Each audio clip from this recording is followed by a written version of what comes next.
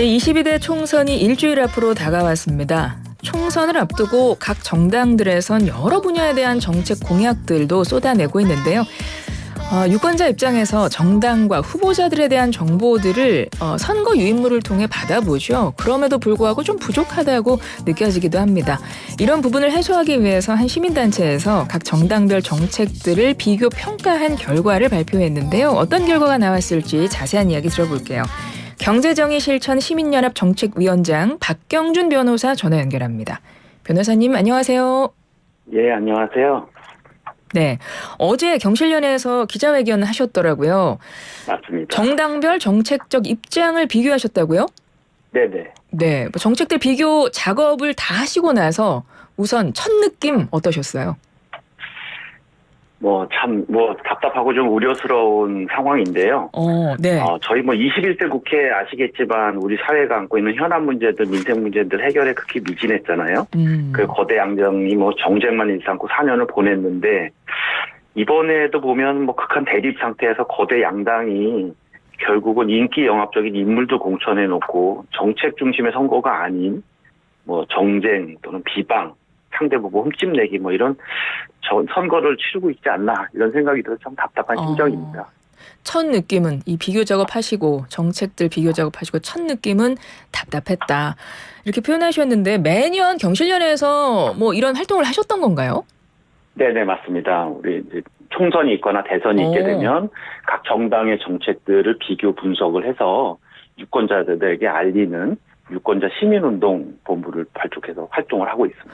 그러면 그동안도 매년 이런 활동을 선거 있을 때마다 하셨다니까 올해 선거를 앞두고는 어떻습니까? 뭔가 저는 좀 후보자 정당에 대한 정보를 제가 좀 이렇게 되새겨봐도 잘 기억나는 게 없고 그렇긴 해서 좀 정보가 부족한 건가 싶은데 실제 어떻게 느끼세요? 그게 이제 결국은 매년 반복되는 4년마다 반복되는 일이긴 했지만 예. 올해 선거는 특히나 또 특정 지역에서 선출 가능성이 높은 형태로 거대 양당의 정치 지배가 이렇게 고착화되는 그런 느낌이에요. 그러다 보니까 각 정당 후보자들이 집토끼처럼 되어버린 것 같고요. 그러다 보니까 정당 내에서 민의를 반영하겠다는 정책 위반에 대한 의지도 굉장히 약해졌고 또 정책을 공약으로 발표해서 선택받겠다. 이런 의지도 약하다 보니까 어느 때보다도 정당별로 내놓는 그 정리된 정책들이 보이질 않고 있습니다. 그렇게 느끼시는군요. 그럼 각 정당별 정책적 입장을 비교해 보셨으니까 2024 이제 올해 총선 앞두고 각 정당별 총선 정책 총평을 한번 해 주신다면요. 네, 우선 더불어민주당은 다수 의석을 가졌는데 수권 정당이라고 하기에는 재벌 개혁이나 선거제도 개혁 이런 부분에 대해서는 아무 입장이 없고요. 또 실현 가능성 위주의 정책을 제시하다 보니까 개혁적인 정책들이 많이 후퇴한 느낌이다라는 그런 느낌을 받고 있습니다. 예.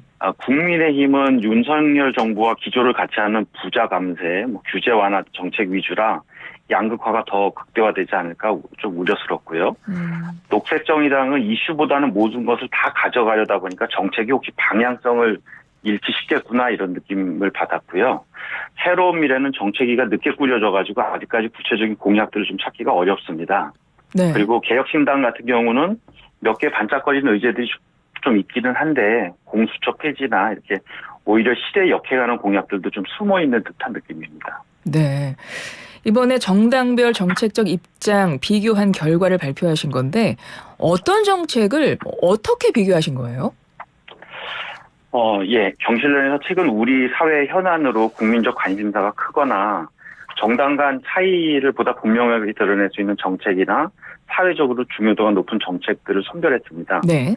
크게는 경제 분야, 사회복지 분야, 부동산 주택 분야, 정치 분야로 나눴고요.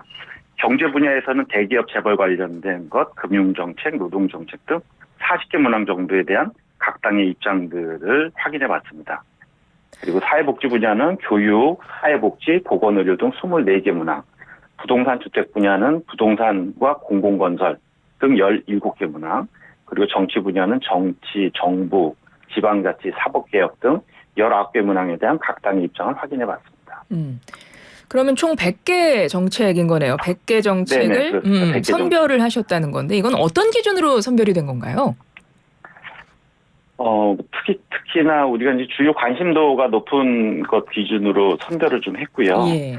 우리가 개혁, 각 분야 경제나 사회복지 또는 부동산 주택과 관련해서 각 분야에서 개혁이 필요한 또는 민생에 꼭 필요한 이런 정책들이 어떤 것인가라는 걸 기준으로 분류를 했습니다. 예.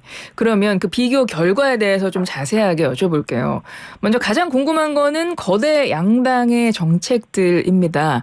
국민의힘과 더불어민주당의 정책을 비교해보면 어떻습니까? 일단 이미지는 상당히 다른 정당인데 정책적인 입장이 좀 일치하는 부분도 있던가요? 네네. 선거를 의식해서 그런지 입장이 다를 것처럼 보이는 국민의힘하고 더불어민주당이 사회복지 분야에서는 동일한 정책에 대해서 찬성 또는 반대의 동일한 입장을 밝히고 있었습니다. 예. 예를 들면은 건강보험료를 소득에 부과해야 한다는 정책에 두 정당이 모두 찬성하고 있고요. 또 건강보험료의 국고지원 확대, 비급여 항목과 가정을 정부가 관리해야 된다. 또는 건강보험과 비보험 혼합진료를 금지해야 된다. 아동 양육수당을 어린이집 보육료 수준으로 인상해야 된다. 이런 정책에 대해서는 두 정당이 모두 찬성하는 입장이었습니다. 그러면 그렇지만 같은 복지 분야인데 네네. 그중에서도 건강보험 의료비 환자 부담이 100만 원을 넘지 않아야 한다라는 정책에 대해서는 더불어민주당은 찬성하고 국민의힘은 반대하는 그런 입장들도 있었습니다. 세부적으로 들어가면 조금 입장이 다른 것도 있었네요. 네. 그러면 아까 총 100개 정책을 선별해서 그 입장을 들었다고 그랬잖아요. 그럼 네. 거대 양당, 두 양당은 몇 개 정도가 입장이 일치했던가요? 100개 중에? 100개 중에서 두 양당이 일치하는 일치율 정도를 보면 네. 약 한 30% 정도가 네. 동일한 방식으로 찬성 또는 반대 입장이었고 네. 나머지 한 70% 정도는 서로 다른 입장이라고 보시면 될 것 같아요. 통상 매년 이런 활동을 하셨다니까 통상 이 정도의 일치율을 보이나요? 뭐 이렇게 양당 같은 경우? 네네. 약간 이제 보수 성향에 있는 정당과 또는 진보 성향에 있는 정당들의 각 정당 개혁 성향이 있는 그 정당의 정책들을 제시를 해보면 예. 약 한 30%에서 35% 정도의 유사한 일치점을 보이고 있고 나머지 한 60, 70% 정도는 약간 좀 반대적인 입장에서 정책들에 대한 그 생각들이 있는 게 나타나고 있습니다. 근데 제가 어제 기자회견 하신 거를 좀 보다 보니까 이렇게 양당의 정책적 입장이 동일한 부분에 대해서 좀 우려스럽다. 이렇게 밝히셨더라고요, 경실련에서. 그거는 어떤 점에서 그렇게 말씀을 하신 걸까요? 네, 지금 두 양 정당이 찬성을 하고 있는 그 정책들 중에 수도권의 GTX 건설 추진을 계속 확대하고 있는 것이나 또는 종부세의 공제 금액을 완화를 반대하는 입장 또는 표준 품셈 폐지를 반대하는 입장이나 은행이나 금융기관 등의 알뜰폰 사업 진출을 허용하는 이런 정책들은 금산분리에 역행하거나 또는 예산 낭비가 우려되거나 또는 종부세 완화로 인한 부자 감세 등 개혁에 역행하는 정책들일 수 있다. 근데 이 공의 양당이 동일한 입장을 견지하고 있어서 이런 부분들은 좀 우려된다라는 입장이 경실련의 입장입니다. 네. 국민의힘과 더불어민주당 양당의 정책에 대해서 설명을 해주셨고요. 여러 당의 정책을 비교하셨으니까 혹시 정책적 차이가 가장 컸던 당은 어느 당과 어느 당이던가요? 뭐 이렇게 약간 예상을 하시겠지만 국민의힘과 녹색정의당이 정책적인 입장에서 정책적 차이가 가장 크게 나타나고 있었습니다. 어떤 부분에서 차이가 나요? 이제 뭐 예를 들면 국민의힘하고 녹색정당의 부동산 주택이나 공공건설 분야에서는 아주 극명하게 다른 입장이었습니다. 예를 들면 뭐 아까 그 정부의 표준 품셈 폐지하고 시장 단가 적용을 확대해야 된다. 뭐 이런 부분에 대해서 국민의힘은 반대하고 녹색정의당은 찬성하고 그 외에도 여러 가지 지표의 정책들에 있어서 찬성과 반대가 극명하게 갈리는 그래서 거의 한 75%에서 80% 정도가 서로 입장이 다른 이런 정도의 정책들로 나타나고 있습니다. 그러면 국민의힘과 녹색정의당 같은 경우도 일치하는 입장이 비슷한 정책도 있기는 해요? 그게 뭐 주로는 이제 정치제도 개혁인데요. 선거제도 개혁이든 정치권에서의 윤리 강화라든지 뭐 이런 정치제도에 대한 개혁은 약간 비슷한 성향을 보이고 있고 나머지 부동산 정책이라든지 사회복지 정책과 관련돼서는 거의 다른 입장 쪽에 주로 표시를 하고 있습니다. 알겠습니다. 그럼 반대로 정책적 입장이 상당히 비슷하다는 결과가 나온 정당들도 있었나요? 네네. 주로는 지금 더불어민주당하고 녹색정의당이 전체 정책 100개 중에서 63% 정도가 일치하는 것으로 나왔고요. 네. 그 중에서도 대기업 재벌이나 금융정책, 노동정책을 지지한 경제정책 분야는 75% 정도. 그리고 교육, 사회복지, 보건의료 등 사회복지 분야 정책에서도 75%로 약 4분의 3 정도의 정책이 두 정당 간의 정책 일치도가 나타나는 것을 확인할 수 있었습니다. 예. 이번 총선 앞두고 경실련에서 5개 분야, 그러니까 5대 분야 15개 개혁 과제들을 정책 공약으로 제안을 했는데요. 그건 어떤 내용인가요? 저희가 한 15개 정도의 정책들, 크게는 5개의 군에서 약 3개 정책들을 개혁 과제로 선정해서 각 당에게 이러이러한 민생 문제를 해결하고 사회가 나아갈 방향을 정리하기 위해서 개혁 과제들로 저희가 정책을 제안한다. 그래서 15개 정도를 각 당에 정책 제안을 했습니다. 그러니까 5개 분야에서 각각 3개씩, 그죠? 개혁 과제들을. 그럼 정당들의 입장을 들어보신 거예요? 그 제안한 정책에 대해서? 네네.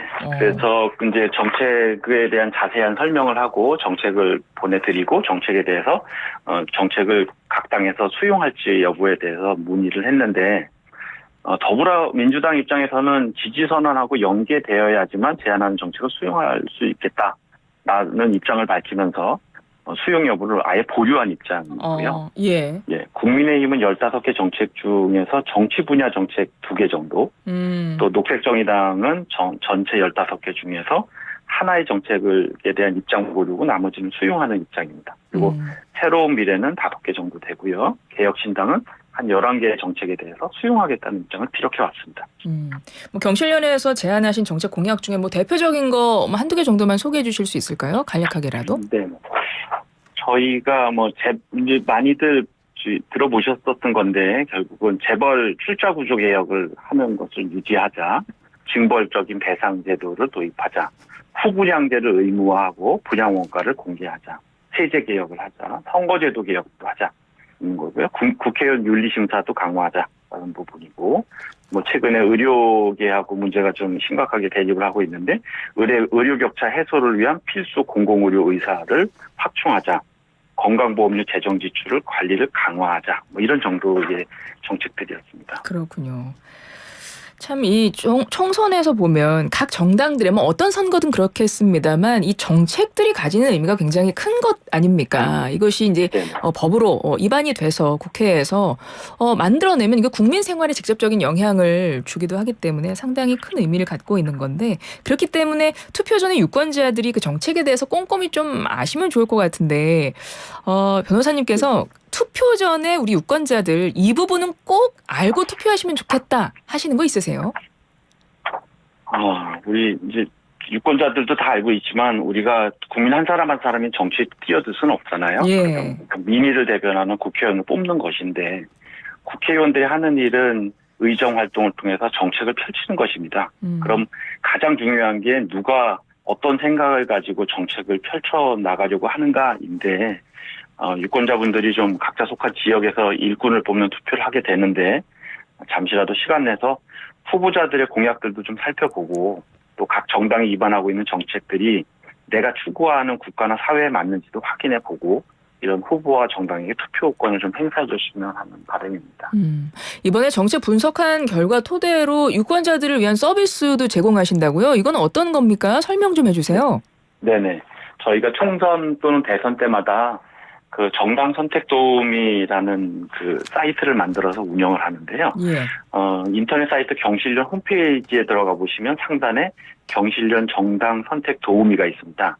그곳을 클릭해 보면 13개 정도의 항목의 질문이 있는데 그 질문들에 대해서 본인이 답을 달고 그 결과 보기를 클릭하면 유권자가 희망하는 정책과 가장 유사한 정책을 펼치고 있는 정당이 어딘지를 그 일치도를 퍼센테이지로 이렇게 확인할 수 있는 사이트가 있습니다. 예. 그러면 이 정당 선택 도우미라고 하셨잖아요. 이거 네네. 뭐 인터넷으로 접속을 하면 되는 거예요? 네네. 인터넷 사이트에서 경실련을 치고 경실련 홈페이지에 들어가 보면 나타나 있습니다. 예, 요즘에 뭐 다 스마트폰 갖고 다니시니까 좀 손쉽게 좀 시간 나실 때 스마트폰으로 찾아보셔도 좋을 것 같고요. 총선 이제 일주일 앞으로 다가왔습니다. 끝으로 우리 유권자들에게 하시고 싶은 말씀 한 말씀 부탁드릴게요. 네. 뭐 이번에 뽑으면 4년간은 또 그 사람이 우리 민의를 대변해서 일하게 된다는 사실을 명심하시고 우리 유권자분들도 후회 없이 잘된 선택이라고 자평할 수 있도록 한 번 더 생각해보고 또 한 번 더 확인해보고 또 정당의 정책들도 비교해보고 좋은 일할 수 있는 일꾼을 뽑아주시기를 부탁드립니다. 예, 변호사님 오늘 말씀 잘 들었습니다. 고맙습니다. 네, 수고하세요.